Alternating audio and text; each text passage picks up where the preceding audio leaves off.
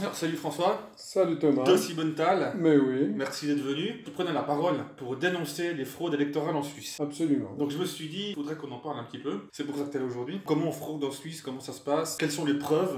Alors les fraudes, c'est pas qu'en Suisse. Je dirais que dans le monde entier maintenant, c'est établi qu'on fraude aux États-Unis, en France. On est objectivement une république bananière, comme disent certains hommes politiques suisses. Ce qui m'a le plus frappé, c'est lors d'une fraude électorale à Lausanne, je suis allé montrer les sceaux des urnes. On m'avait empêché d'aller vers les urnes lors de l'ouverture des urnes de vote, alors que j'étais scrutateur officiel de la votation. En tant que scrutateur, ils t'ont empêché d'y aller. Ils m'ont empêché d'être proche des urnes lorsqu'ils ont ouvert les urnes. Ce qui m'a attiré l'attention, et j'ai demandé à un de mes amis de ramasser les sacs poubelles dans lesquels ils avaient mis tous les sceaux des urnes vaudoises à Lausanne. Et on a découvert qu'il y avait plus de la moitié des sceaux qui n'étaient pas faits avec la pince officielle. Et par chance, je suis allé au boulevard de Nancy à Lausanne montrer ces sceaux à un fabricant de sceaux. Et c'était lui qui fabriquait les pinces à sceller officielles de la ville de Lausanne. C'est quoi ces pinces exactement? Alors c'est des pinces qui pressent le plomb pour faire un seau avec des fils de plomb, pour sceller les urnes. Alors ce professionnel, M. Webillier, a mis une loupe d'horloger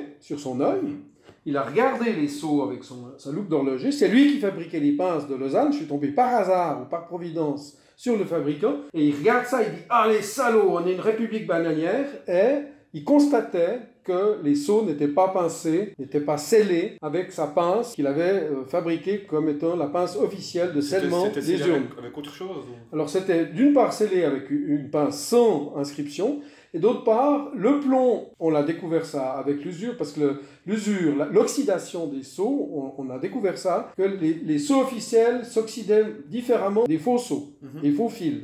Des fils de plomb et des masses de plomb qui servaient à sceller. C'est un peu un système comme on scelle les enveloppes avec les chevaliers et la cire et une bague. Là, ils scellaient les fils de plomb des urnes avec une pince à sceller en pressant sur le plomb qui est un métal malléable. C'est un alliage peut-être. En tout cas, les deux alliages s'oxydent différemment. Donc, on a établi qu'ils trichaient déjà au niveau des urnes. Et le plus impressionnant, je crois que c'est des votes par vote à correspondance. Alors ça, il faut expliquer parce que plusieurs pays, si cette vidéo est vue aussi à l'étranger, plusieurs pays n'ont peut-être pas le vote par correspondance. En Suisse, plus de 90%. Donc plus de 90% des votes ont lieu par correspondance. Alors ce qui est gravissime, c'est qu'ils se permettent d'ouvrir les enveloppes d'accompagnement dans une période qu'ils appellent le pré-dépouillement, soi-disant pour accélérer le dépouillement le jour du dépouillement. Il y a beaucoup de gens qui croyaient que c'était interdit d'ouvrir les enveloppes avant le jour du vote. Exactement. Beaucoup de Suisses allemands, par exemple, sont très choqués lorsque je leur annonce ça et ils vérifient. Et c'est aussi fait de nombreux endroits. C'est ouvert dès qu'ils reçoivent, quoi. Donc dès qu'ils reçoivent, ils ouvrent. Donc il y a une enveloppe d'accompagnement qui est timbrée. On fait payer les votants ou on la porte au greffe municipal. Dans cette enveloppe d'accompagnement, il y a une enveloppe jaune. Et dans cette enveloppe jaune, il y a le bulletin de vote. D'accord? Alors je montre ça. Ça, c'est l'enveloppe d'accompagnement. Dans l'enveloppe d'accompagnement, il y a une enveloppe de vote dans laquelle il y a le bulletin de vote et accompagne un bulletin avec le nom, le prénom, la date de naissance et la signature et des codes barres. C'est comme ça dans tous les cantons. Dans quasiment tous les cantons. Alors non, quand j'ai dénoncé ces fraudes vaudoises au tribunal fédéral à Lausanne, le tribunal fédéral de Lausanne n'a même pas ouvert mes enveloppes de preuves, dans lesquelles il y avait les sceaux en plomb, dans lesquelles il y avait les enveloppes d'accompagnement. Ils n'ont même pas ouvert l'enveloppe des preuves. Je suis allé voir un juge fédéral et il m'a dit, mais monsieur Sibontal, je vous crois, à Bâle c'est pire. Pourquoi c'est pire à Bâle? Parce que dans le système vaudois, sur la fiche d'accompagnement, au moins on doit mettre sa date de naissance et signer le document. Et il y a des codes barres qui permettent d'appeler à l'écran. Alors en tant que scrutateur, ce qui était aussi très bizarre, que j'étais scrutateur à Lausanne, j'ai voulu voir ce qui venait à l'écran. Et ils n'ont pas voulu, alors que j'étais scrutateur officiel, ils m'ont pas permis de voir ce qu'il y a à l'écran. Donc à l'écran, il y a des informations qui viennent appelées par les codes barres, il y a des tas de codes barres sur ces documents. Et normalement, je pense, il y a la date de naissance, et si la date de naissance correspond, on se dit, bon, c'est le bon votant, et puis ils acceptent l'enveloppe. Et ils rangent, dans la période de pré-dépouillement, donc quasiment 3 semaines, ils rangent les bulletins de vote dans le même ordre que les enveloppes d'accompagnement, et les feuilles d'accompagnement avec les dates de naissance et la signature. Alors ce qui est très grave, c'est qu'ils peuvent il n'y a plus de secret de vote. Pourquoi il n'y a Officieusement. Officieusement. Pour moi, j'affirme qu'il n'y a plus de secret de vote. Pourquoi? Parce que ces enveloppes-là, vous les présentez devant un projecteur, et ils ont des projecteurs, des machines à lecture optique. Si vous présentez cette enveloppe devant une machine optique, on voit à travers. C'est translucide. Ouais, mais on va regarder ça après avec une lampe, tu vas nous montrer comment ça fonctionne. Donc, dans les enveloppes bancaires, dans les enveloppes postales, on arrive à avoir un secret postal ou un secret bancaire. On n'arrive pas à voir à travers les enveloppes bancaires ou postales. On ne peut pas voir à travers une enveloppe de banque, mais à travers une enveloppe de vote, on peut le faire. Exactement. Donc, on respecte plus le secret bancaire et l'argent que la démocratie et le secret de vote, qui est pourtant une valeur supérieure à celle de l'argent. Qu'est-ce qui est le plus important en Suisse, la banque ou la démocratie? Voilà. Alors, d'après les enveloppes, on peut déjà répondre. L'argent, la banque passe avant la démocratie. Donc, c'est les banquiers qui achètent la démocratie. Et c'est incarné dans les enveloppes. Alors, dans le canton de Vaud, vous voyez, ça fait des années que je me plains. Alors, ils ont changé les enveloppes. Enveloppe jaune, vous voyez, écrit VD dessus. Enveloppe verte, VD dessus. Enveloppe bleue, VD dessus. Mais toutes ces enveloppes, on a voulu me faire croire qu'on tenait compte de mes remarques. Et toutes ces enveloppes restent transparentes. On pourra le voir dans la démonstration après. Alors, ce qui est gravissime, c'est que pendant la période des dépouillements, avec des machines optiques dans certaines communes très nombreuses, par exemple Lausanne, Yverdon, Nyon, Neuchâtel, Genève, Zurich, Bâle, on prend les enveloppes qui,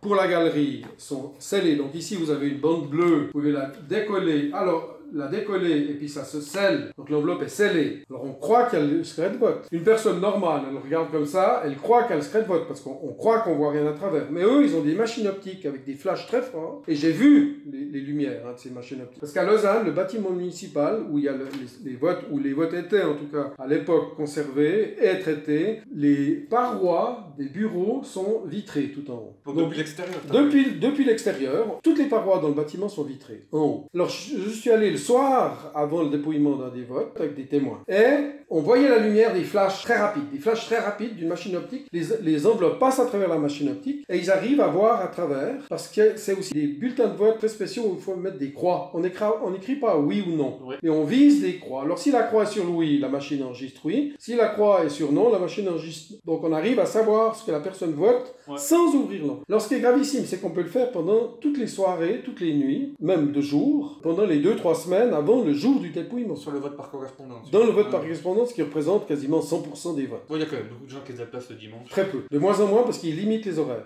Ils limitent les horaires, ils limitent les lieux où on peut aller voter. Donc il y a de moins en moins de votants qui vont voter avec l'enveloppe. Et d'ailleurs, même, la plupart du temps, ils ne votent pas avec l'enveloppe dans l'urne, mais ils donnent l'enveloppe d'accompagnement. Donc ils donnent l'enveloppe qui contient tout au bureau de vote. Alors, ce qui est gravissime, c'est que pendant cette période, ils peuvent passer les enveloppes à travers la machine très rapidement. Ils peuvent savoir, sans faire de sondage d'opinion, ils font un sondage avec les enveloppes non ouvertes, par machine optique. Et si le sondage leur est défavorable, rien ne les empêche de changer les enveloppes et leur contenu. Dans quelle proportion est-ce que le vote est truqué? Alors moi je dis, s'il y a un vote manifestement, une vague, manifeste, ils n'oseront pas tricher. Mais s'il y a quelques pourcents qui manquent, par exemple la loi sur la télévision, par exemple la loi Weber sur les résidences secondaires et les immeubles, notamment en Valais, par exemple la modification de la Constitution fédérale suisse, par exemple la loi sur les puces électroniques dans les pièces d'identité, la RFID, la loi RFID. Chaque fois que c'est un peu serré... Chaque fois que c'est un peu serré, ils sont tentés de tricher. Et par exemple, dans la loi sur les RFID, une loi contre laquelle je me suis battu avec beaucoup d'amis, on a eu plus de 500 recours ensuite. Et là,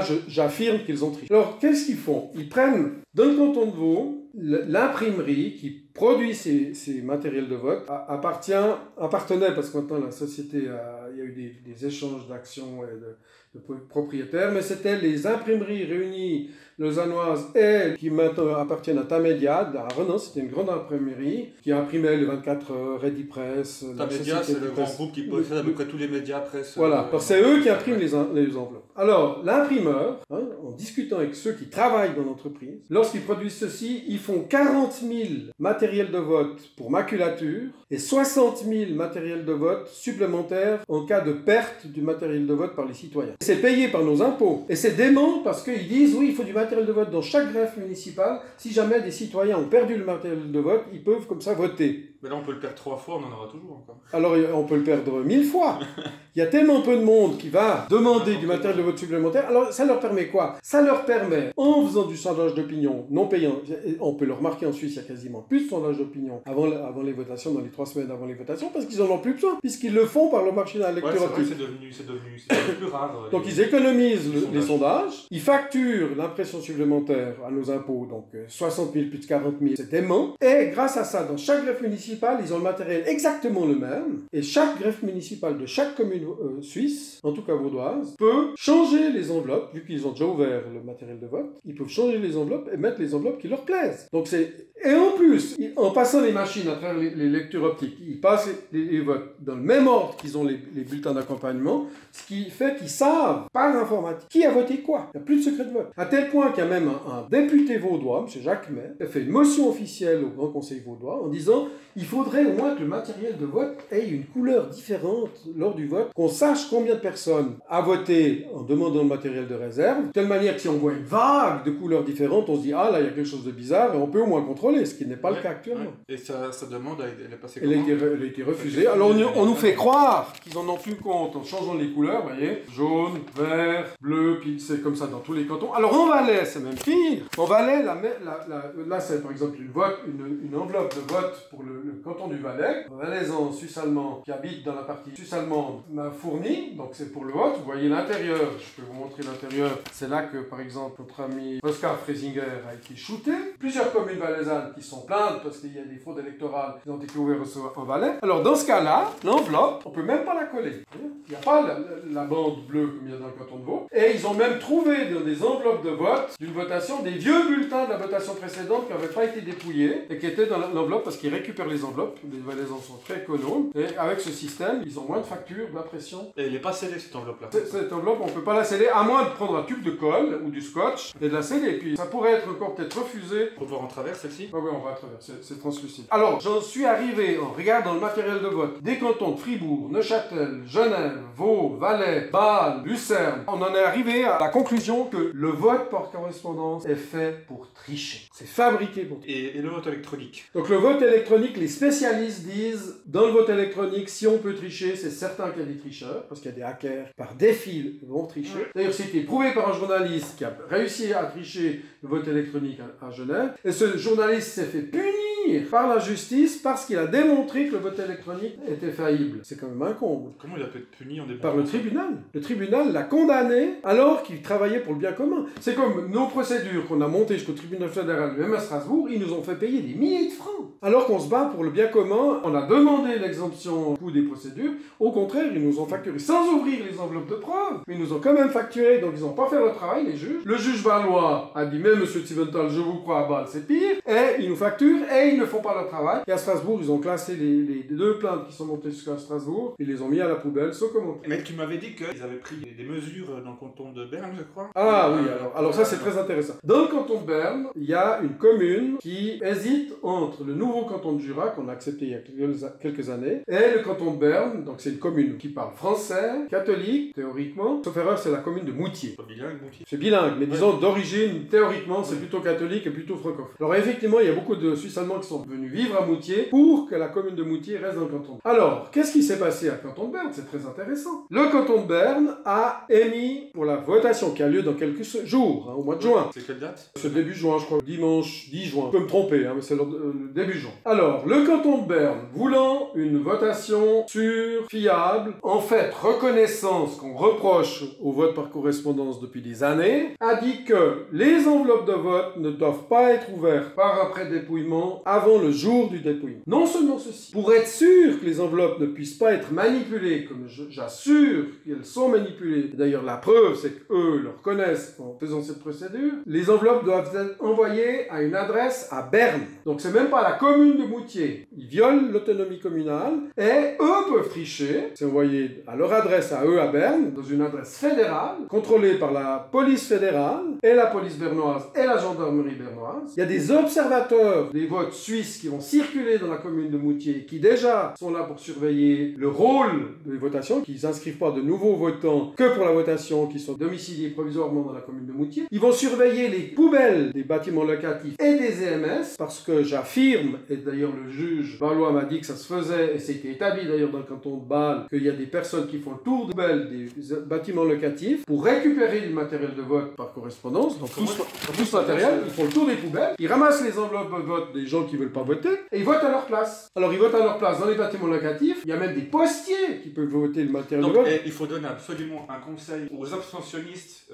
qui jettent leur matériel de vote, déchirez-le avant. Voilà. Comme ça vous êtes sûr qu'il ne sera pas réutilisé. Exactement, donc ou détruisez-le complètement, ou jetez-le après que la votation ait eu lieu. Et ça a été établi, par exemple, dans certaines communes en Valais, où la Poste ne donne pas le courrier à des personnes très âgées, ou des personnes qu'elles savent très bien qu'ils ne voteront pas, pour pouvoir voter à leur place. Donc dans le canton de Berne, il y a toute une série de conditions, je l'ai mis sur mon blog internet, Sibontal, Fraude, Moutier ou Jura, vous trouverez toute la série de conditions qui établissent qu'en fait les autorités fédérales et les autorités bernoises et les autorités jurassiennes ont visiblement tenu compte des remarques que l'on fait depuis des années sur les fraudes électorales en Suisse, et ils veulent une votation exemplaire. Alors moi ce que je dis, c'est qu'il y a une chose très bizarre, c'est qu'il faut envoyer les enveloppes à Berne, donc ça rappelle l'histoire bernoise d'une puissance coloniale qui occupe un territoire qui est celui du Jura et qui impose ses règles. Donc déjà ça, je suis très étonné qu'il n'y ait pas de plainte sur le fait que les enveloppes soient envoyées à Berne sous le contrôle de la puissance colonialiste bernoise, qui d'ailleurs, c'est intéressant aussi, encore il y a quelques années, contrôlait les votes vaudois. Donc les votes vaudois, lorsque j'étais scrutateur officiel des votes vaudois, j'étais appelé à aller au centre où étaient centralisés tous les votes vaudois, près du château. Et au bout de quelques minutes, j'ai remarqué que c'était pas là. Et j'ai fait la remarque et on m'a dit « Ah, vous l'avez déjà remarqué ?» Et de fil en aiguille, on appelle le chef arrive « Ah, vous l'avez remarqué ?» Et le contrôle des votes vaudois était fait par une société privée bernoise, Bedag AG, B-E-D-A-G AG, à Berne. Il a fallu un martelet 2 législatures pour rapatrier la centralisation des votes vaudois à Lausanne. Donc il y a de ça quelques années. Donc Moutier est encore soumis à ce dictat bernois. C'est étonnant. C'est vraiment hallucinant. C'est l'histoire récente suisse. Donc en Suisse, qui est censée être une démocratie exemplaire, en vitrine de loin, on paraît être une démocratie, mais quand on se penche de plus près, c'est pas tout à fait ça, quoi. Alors si on prend des votations récentes, par exemple la loi sur la télévision, la radio à la télévision suisse, à quelques milliers de voix, une seule commune, Lausanne, ou Genève, ou Zurich, ou Bâle, ou Neuchâtel, une grande commune, en trichant avec la méthode que j'ai expliquée, change la votation de toute la Suisse. La votation, ce qu'on appelle la Lex Weber, la votation sur les résidences secondaires et la construction immobilière et le frein à la construction immobilière et à la dépossession de biens réels, de biens immobiliers, de terrains à construire, etc. Une seule commune influence toute la Suisse. Une seule. Le vote sur les RFID, donc les titres d'identité avec des puces électroniques fouineuses dans lesquelles on met dans les passeports, etc. À une seule commune, on peut tricher toute la Suisse. On peut faire cette démonstration là? Oui. Alors la démonstration. Alors voilà une enveloppe verte d'accompagnement. Vous la mettez devant un projecteur, même pas fort, d'un simple téléphone. Vous arrivez à lire à travers que la personne a voté pour les Verts libéraux. Vas-y, voir plus. Attends. Verts libéraux. Vous voyez, Verts libéraux. Donc la personne là, on voit très clairement quoi. La personne avec un simple téléphone, mais c'est clair qu'eux, ils ont de matériel professionnel, style projecteur antiaérien, avec une force incroyable. Ils voient à travers comme en plein jour. Ici, vous avez l'enveloppe valaisanne, par exemple. Vous voyez là. Oui, c'est translucide, on le voit bien. Hein. Oscar Freisinger, vous voyez. Attention, je vais zoomer. Donc eux, c'est des machines optiques professionnelles. Hein. Ah ouais, ils dépensent l'argent. Oscar Freisinger, on voit très fin. Alors Oscar Freisinger ne plaît pas à certains, ils le mettent à la poubelle, ils remplacent par une autre enveloppe. Alors une des preuves de la chose, c'est que moi, j'ai fait une plainte pénale pour fraude électorale. Pendant la durée de la plainte, ils ont brûlé toutes les preuves. Pourquoi ils ont brûlé toutes les preuves, toutes les enveloppes, tous les bulletins d'accompagnement, tout ce que j'avais demandé de geler? C'est parce que si, sur les enveloppes de vote, vous n'avez pas d'empreinte digitale, c'est qu'ils ont pris des paquets sans les toucher avec une machine, ils ont changé. S'il y a des empreintes digitales, si c'est toujours les mêmes, c'est celle des tricheurs. Si c'est toujours différente, c'est celle des citoyens. Donc en analysant les empreintes digitales sur les différentes enveloppes, on aurait pu choper les tricheurs. Alors vu qu'on allait les attraper, ils ont brûlé pendant le délai de plainte toutes les preuves lors de la fraude à Lausanne. Et tu penses que Freisinger, il a été... Je suis certain. C'est à cause des fraudes qu'il a été éjecté? Je suis certain. À 100%. Je suis certain à 100% qu'ils ont triché, notamment contre Freisinger. Je suis absolument certain. Ils trichent dans de nombreuses communes. Dans certaines communes où on doit écrire oui ou non, ils ont mis un carré noir pour pas qu'on puisse voir en transparence. Ah oui. Mais avec leur machine professionnelle, je pense qu'on voit quand même à travers. Mais ils ont tenu compte de mes remarques pour la votation du 21 mai 2017. Dans certaines communes. Hein. C'est quelle commune ça? Alors, c'est une petite commune. Parce que dans les grandes communes, c'est toujours des croix ou oui ou non qui sont par lecture électronique. Ça, je me souviens plus de quelle commune. Je crois que c'est Palinges. Mais je garantirai pas. Alors, le comble du comble, j'ose presque pas le dire, tellement que c'est gros. Ah, faut le dire si c'est gros. Il y a des gens qui me croient pas tellement que c'est gros. J'ai tout mis les preuves sur Internet. Vous pouvez taper sur Google fraude Siebenthal, Lausanne, fraude électorale ou fraude démocratique.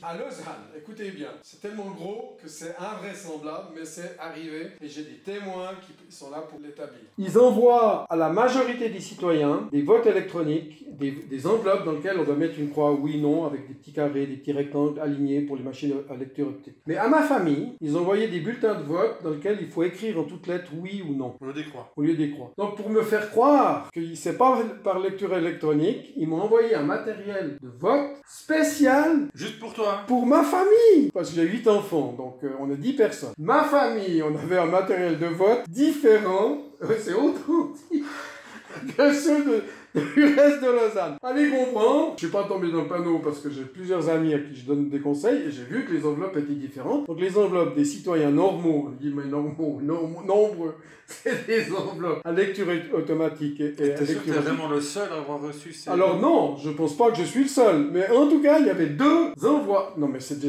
un truc de ouf au niveau organisationnel dans la même commune de Lausanne. Vous avez des envois de matériel de vote, je sais même pas si c'est légal. On a eu du matériel de vote différent.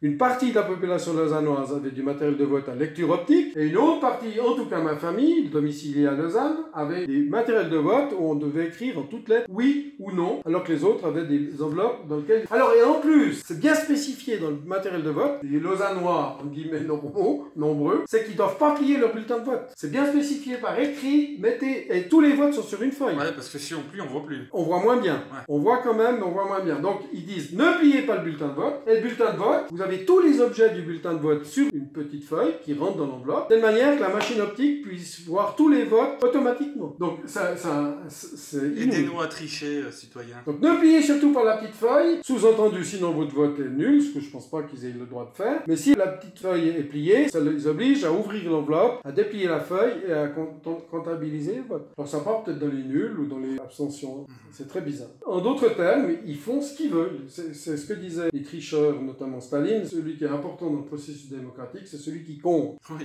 Bon, moi, sous Staline, c'était clair, quoi. Hein.